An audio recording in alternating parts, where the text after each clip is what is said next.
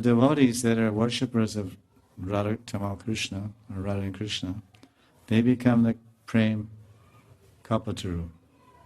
They become a wish-fulfilling tree of Prema. That's that devotee.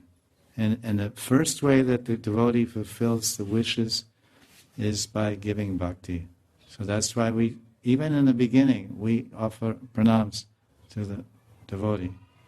Vanchakalpa, who I don't know who wrote that prayer, but I wonder who wrote that prayer.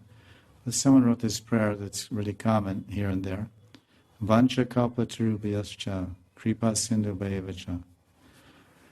Patitana bhavanebhyo vaishnavebhyo namo. So that prayer, I don't know who wrote it, but we've seen it in different institutions.